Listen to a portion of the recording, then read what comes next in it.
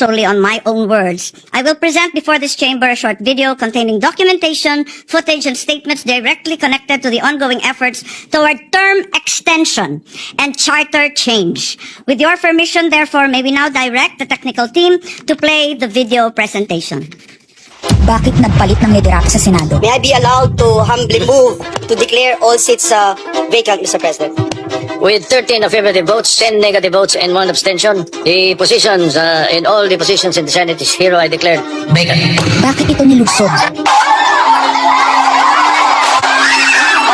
Bakit patuloy ang pananakot? Talagang garapalan, obvious na obvious, isa-isa ang majority. Bakit may panggigipit? Pinakakasuhan ng Ombudsman si Senator Rodante Marcoleta ng plunder at indirect bribery. Bakit may pambabaluktot ng kwento? Hindi dito nila ang publiko. Ang kanina may naganap alas 4 ng hapon. Ang barilan, alas 7. Nagmamalaki nilang may nangamusta. Si Camille Villar ang unang nag-update. Isa ka sila nagsireplay. Last convo, 4 p.m. Next chat, 10 p.m. Bakit may demolition job? Bakit may pait? Bakit hindi matanggap? Napakaraming bakit. At narito ang mga sagot. Pero bago ang katotohanan, wasakin muna natin ang sinungalingan. I, Alan Peter Schramm Cayetano, having been elected to the position of Senate President. Hindi nagpalit ng liderato para sa impeachment. Hindi totoo ang pinapakalat ng mga nabulaga. Ito this time, medyo nagkabulagan. Ang impeachment ay labanan ng numero. Hindi ang mga Duterte aligned ang dapat mangamba, kundi ang mga sa umpisa pa lang ay may hatol na. Ang sinasabi sir ng ibang mga kritiko, itong Senate leadership shake-up ay tungkol lang daw sa impeachment. Lahat na i-connect. As I told you, may 12 kami. Si Bato is 13. So kahit nawala naman siya, ang pinag-uusapan dito is whether or not you will be able to get 16 votes. Hindi siya pagmumulan ng 16 votes. Wala siya doon eh. 12 kami. Bakit kami magkuku? May 12 na kami kung ang pinag-uusapan lang natin ay impeachment. Actually, 9 lang ang kailangan para ma-dismiss. Yes, 12 kami. So it's more than the required votes. But that's not the point. Ang ano kasi, pinipilit nilang i-connect doon. Kaya ako natatawa. What is the connection there? Gusto pang ipa-inhibit ang mga tinatawag nilang Duterte-aligned senators. Nananawagan pa ng partial kuno at pagiging patas. Pero sa publiko, may mga pahayag na hindi makakatakas. While VP Sara is in power, the threat of a full-blown Duterte comeback is still a very real and present danger. Bakit ganito ang desperasyon? Bakit hindi maikubli ang gigil? No. Bakit natataranta ang lahat? Mr. Speaker, I move to endorse to the Senate the resolution setting forth the articles of impeachment. Narito ang pagsisiwala. Noong April 22 sa Soler, nagkita si Tito Soto at House Speaker D para pag-usapan kung ano ang papakialaman sa 1987 Constitution habang nakaupo si Bongbong Marcos. Kasama ni House Speaker D ay si South Cotabato Congressman Ferdinand Hernandez. Kasama ni Soto ay ang dating Senate Secretary na si Mark Mendoza.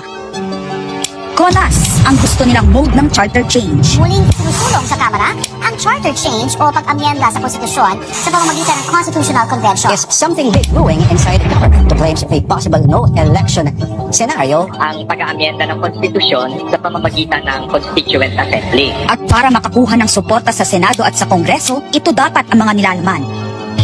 Dapat ma-extend ang termino ng mga senador at congressmen na mawawala na sa pwesto by 2028. Ang eleksyon sa bawat senador ay magiging by region.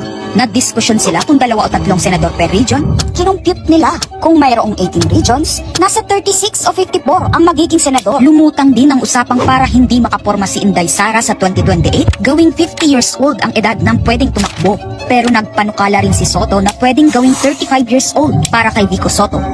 Dahil ipagmamayabang niyang kayang talunin ito si Inday Sara. Meron kayo dadagdag, maganda, Vicky.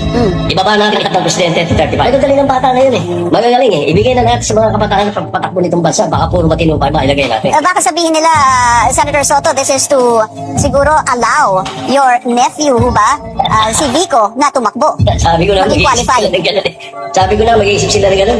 Hindi ko naisip si Vico rin. Ang impormasyong ito ay mula mismo sa kasama sa meeting. Kasama din nila ay isang congressman, isang gobernador, isang retired military officer, isang dating may mataas na katungkulan, at 5 mula sa private at business sector. Kaya ba binaliwala ang panawagan ng taong bayan? Kaya ba binaliwala ang paalala ng Iglesia ni Cristo? Hindi po nagbabago ang bilin ng Iglesia ni Cristo Nason na ang Iglesia ni Cristo po ay tutol sa impeachment. Kaya ba nagtatapang-tapangan ang mga umaastang bida sa ginagawa nilang tunay na drama? Kaya ba nila sinasabing hindi sila natatakot sa eleksyon ay dahil alam nilang walang eleksyon na magaganap? Hindi po kami natatakot sa susunod na eleksyon. At ang boto sa impeachment ay refleksyon ng boto sa pagsira sa 1987 Constitution. Pabor ang karamihan sa mga pagbabago sa ligang batas, lalo na sa usaping ekonomiya.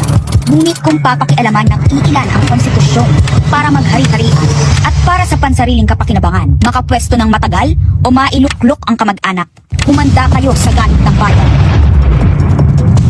Ang pagpapalit ng liderato sa Senado ay hindi kakaiba. Ito ay nakabase sa prioridad at gusto ng mga senador. Bumabahana ng ebidensya laban kina Bongbong Marcos, Liza Marcos, Sandro Marcos at Marvin Romualdez. Kailangan ng may bayag sa Blue Ribbon Committee. Ipinangako na sa mga korap na mambabatas ang perang malilikom sa 2027-2028 national budget. Dapat pigilan. 2028, alam natin that's the election budget.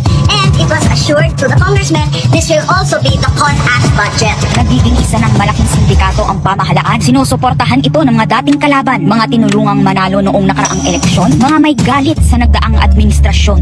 Lahat sila kasama ng pinakamalaking troll farms at ilang bahagi ng mainstream media ay pinagagana ng dalawang bagay.